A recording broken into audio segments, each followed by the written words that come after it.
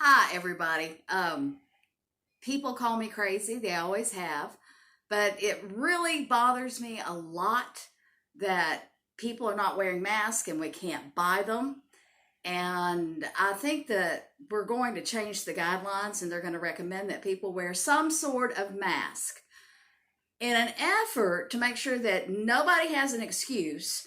I would really love for people to have a free mask that's single, maybe double use, so that they can cover up their mouth and not share their spit with me.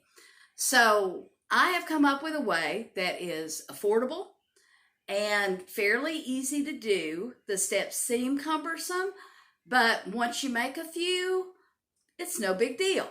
So I bought Brawny paper towels, just your basic Brawny paper towel, with the decorated side down. Just make a fan, just like you did when you were in school. Just back and forth and back and forth and back and forth. And I know this isn't especially exciting, but it does make a nice pleatable mask.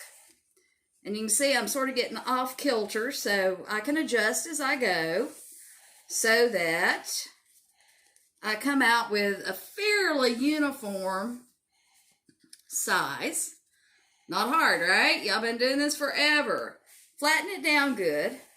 Then you should have 7 folds. You should be able to see that, 7 folds. And it doesn't really matter. One side's going to be 3, one side's going to be 4. Fold it out. Then staple it. Not tough at all. Doesn't have to be perfect. They're not going to the prom wearing these. So, do the same thing with the other side. Now, you see I kind of messed that up. But, so when you finish, you've got it attached here and here. This is the front where it's flat. Now I'm just going to show you that when you get a hold of a single part of this, you can pull it out and you see that it mimics a mask. But we're going to push it all back together, flatten it out, and then I'm going to show you the next step. Stop. The biggest problem that I had in figuring out how to do this was either doing around the back of the head or around the ears. And around the ears, it was too difficult to adjust for everybody. So I came up with an idea of 4 basic rubber bands. And these you can buy at Walmart for, they sell them by the pound. So I don't know how many's in there, but a big old bag for like $2.50. So you have 4 rubber bands and they will make the piece that comes around the back. And about half the time I get this wrong when I try to do it. But if you did Chinese jump ropes when you were a kid, then it's the same basic concept. So I laid 2 down. See how that's laying on top of that? And then I'm going to bring this one over. And then I'm going to pick this one up. And see how you make this little knot? There's your first knot. Now if you do it that way, it'll keep your rubber bands from getting all squiggledy. And squiggledy's not good. See how you go over that? And then pull it tight. And then, again, pull it over this one. Whoopsie. And if you make a bunch of these at a time, you get really good at it and you don't have to think about it. So, this is the first part of the back piece. Now, you'll notice I've got these 2 little paper clips here. So, these are vital because you got to have a way to attach this band to your paper towel. So, open that up just a little bit and then bring it all the way around to the other side because it's going to come out of that loop right there. And then squeeze it tight. So, you are getting ready to have the strap that goes around the back of a person's head almost made. And as I said, everything gets a little bit quicker. Then fold your paper clips back down. Now you're making these this way so that you can use it as a regular paper clip on your mask. So what we want to do is to take our mask, and then we will paper clip it like this down here, and then we'll come around to the other side and we will paper clip it here, so that you have metal on one side and you have metal on the other side. Now at this point you should be saying something like, what's going to keep those paper clips from pulling out as soon as you put it under tension? Well, that's where these little strips come from. Step 3. These are,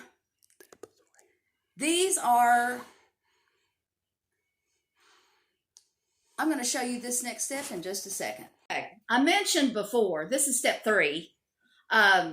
This material right here is actually a painter's tarp that you can get at Lowe's and Home Depot. One side of it is paper backed and one side is vinyl backed, but it's strong as all get out. I mean, it's really a strong fabric and it doesn't fray. Now it comes in a tarp size, so I have just cut these in strips. And if you'll notice, I haven't made any real effort for them to be straight. If you're really particular, you can make yours as straight as you want them to be. The main thing you need to know is it's going to reinforce your paper towel and it's going to reinforce the paper clips, so these paper clips are not going to go fly across earth. So I usually work on the front side, the side that doesn't have a pleat in it first, just because I do care enough that the front side look the best.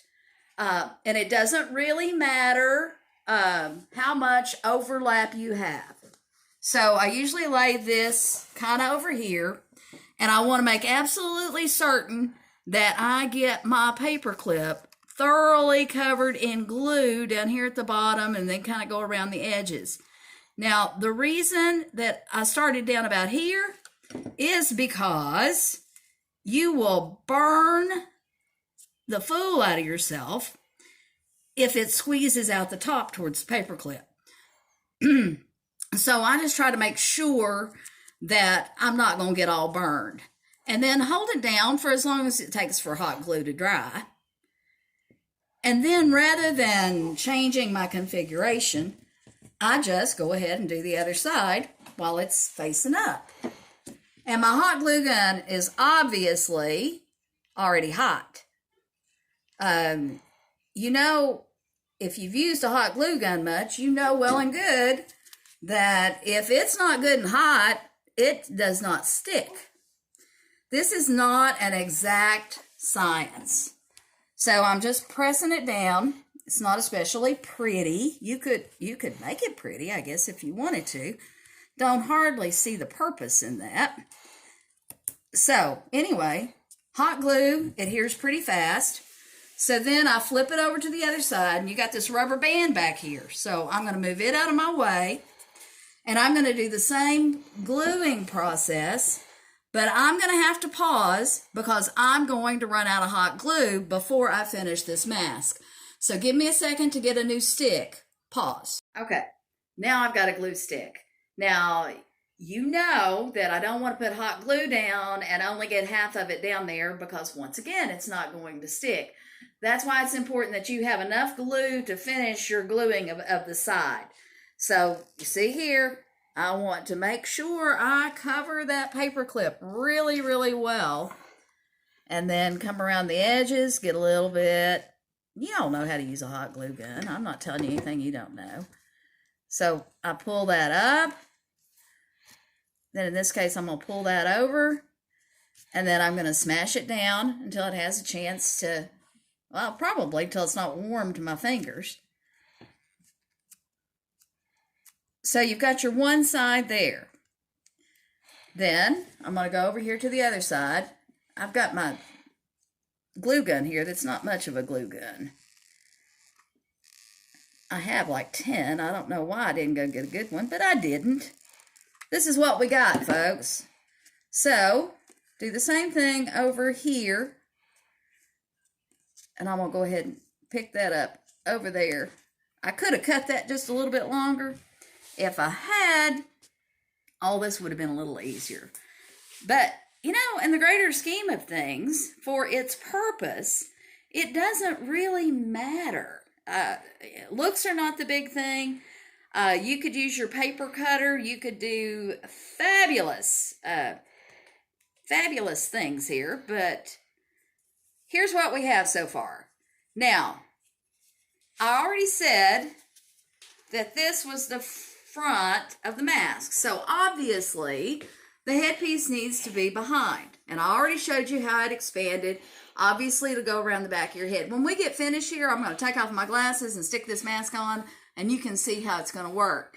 But we're going to have one more phase because we want to be super careful that not everybody's dirty hands gets on these. So we're going to take a little stop, and then I'll go to what step? Okay, now we've got our mask virtually made, but as you know, dirty hands are, that's a really bad thing right now, dirty hands. So I don't want anybody going into a basket and dirtying up all the mask. So what we've done here is we've taken Christmas tissue paper. You've probably got stacks of it that you bought on sale on clearance for 75% off. But we fold it in half, and if you look real close, you'll see that a glue stick has been applied around the edges. So we have a fold, we have glue here, and we have glue here. The only thing that you really have to make sure of is that your sleeve is large enough for this to fit in. And I can just tell by eyeballing this that it's plenty big. So, I didn't make these. I probably would have made it a little bigger because, well, it's a little tough to deal with this tissue paper for me because my hands are so dry because I've washed the hide off of them. So, anyway, slide this in. Yep, like I said, I would probably made it just a little bit bigger. But, Gray's been working with these. He's all practiced up on this part. This is the first time I've done this, so this is new to me. So you'll see that you have one little bitty open end, and then any human with any sense can just shake that out and doesn't have to touch every other mask in the world. So I think for illustration purposes, like I said, I'm going to take my glasses off so I don't have to deal with them. And I go in here, and I'm going to go ahead and open it because I think that would be easier. And then I'm going to wrap this around my head. And then I'm going to pull this down. And you know what? If I wear this, it didn't cost hardly anything to make. Get it adjusted to my face a little bit. Didn't cost me anything to make, hardly. And I'm keeping my spit away from people, and other people are keeping their spit off me.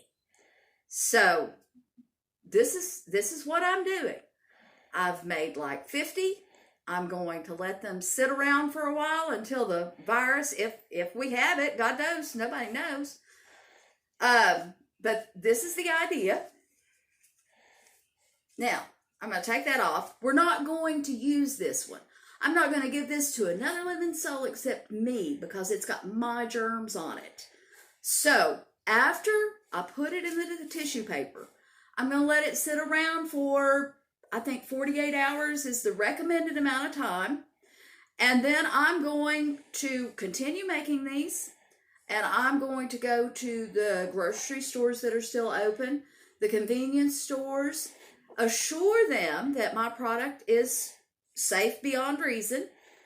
I'll wash my hands up to my elbows for my full 20 seconds before I come to this table and work. And I wear a face mask when I am making them. I'm taking every precaution. I believe that these are safe. So I'm going to tell you the whole details of the rest of my plan in the next block. So hang tight. I'll be right back. I told you that I'd come back tell you the rest of the plan. Clearly, I'm one person. I add Gray to it, that's two people. I can't make very many of these all by myself. And there are hundreds of stores with thousands of people acting like there's not a problem. My goal is to get people wearing masks when they're out among others. So, if you can afford a bag of rubber bands, some hot glue, paper clips, I did use brawny because it's like really strong. You see me touch my face, you know that's a bad thing to do, right? Um, but if you could do this, if you could make these, it's something that your children could do because every kid knows how to make a fan. And they'd probably get great shakes out of putting the rubber bands together because that was actually kind of fun when I was a kid. But you could do this as a family. Take precautions. Do wear a face mask. Do make sure your hands are clean. Let them sit around before you deliver them. I envision a basket or a box that says, if you need a mask, take one. It's not about trying to hoard them. It's not about trying to keep people from taking them. It's about trying to get people to use them and be mindful of what is going on. If we're careful, we're all going to be fine. But face masks are really kind of difficult to buy right now. I thank you for listening. I would love it if you would share this with anybody you think who might be interested. If you have any questions, I'd be glad to answer them. I'm on Facebook. It's been a pleasure to spend this time with you. I'll talk to you later. Bye.